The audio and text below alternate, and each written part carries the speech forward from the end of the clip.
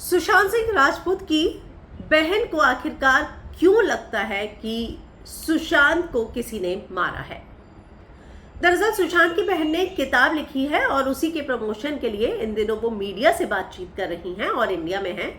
तो भाई के गुजरने के बाद वो कई दिनों तक साधना में रही और उसके बाद उन्होंने एक किताब लिखी है जिसका नाम है पेन। भारत में उस किताब का प्रमोशन कर रही हैं और इस सिलसिले में मीडिया से बातचीत भी की।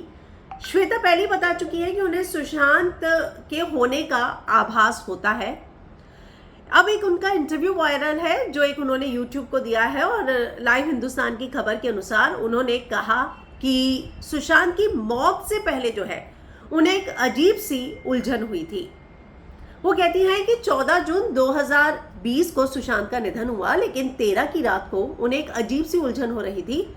श्वेता ने बताया कि सुशांत की मौत की एक रात पहले 13 तारीख को वो बहुत ज्यादा स्ट्रेस फील कर रही थी और अपने हस्बैंड के साथ भी मौत के बारे में बात कर रही थी।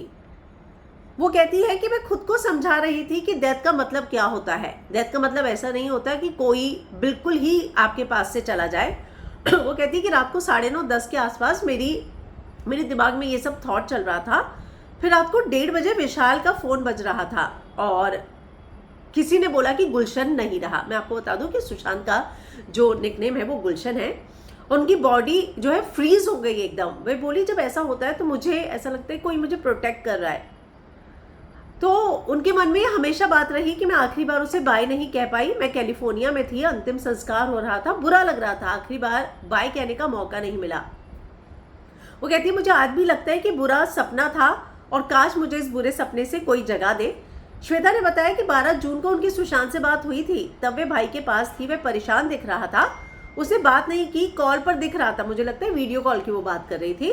मैंने फ्लाइंग किस किया तो उसे जवाब दिया रूबी दी को बोलो कात्या के पास जाए, वो अकेली है। श्वेता ने बताया कि उन्हें लगता है कि सुशांत अपनी जान नहीं ले सकता क्योंकि जो पलंग और पंखे के बीच की जगह थी और वहां पर कोई स्टूल भी नहीं था और सीसीटीवी कैमरा खराब था। तो मुझे ये सारी चीजें बहुत परेशानी वाली दिख रही है, मतलब शक पैदा करने वाली। हम आपको बता दें कि इंटरव्यू के दौरान वो इन सारी चीजों पर बात नहीं करना चाह रही थी, थोड़ा सा हिचकिचा रही थी। फिर वो कहती है कि ऑटोमेटिक प्रोसेस होता है कि चलिए आप जगह ज़्यादा नहीं थी, आपने अपने आप को लटका लिया, लेकिन जब आपको सफोकेशन फील होती है तो आप अपने पैर बेड पर तो रखते हैं, तो पैर बेड पर भी नहीं थे। तो मुझे ये समझ नहीं आ रहा और इसीलिए सीबीआई तो कुछ तो बता दे, हमें कुछ नहीं चाहिए, बस बता दे कि हम सब हील हो सके। तो बहुत बड़ी बात कही है कि कोई कारण तो पता हो जिससे हम हील हो सके। तो ये बात जो है कहती हुई नजर आ रही है अब यहाँ पर श्वेता। तो आप इस बारे में क्या कहेंगे? कमेंट में अपनी राय लिखकर जरूर बताएं।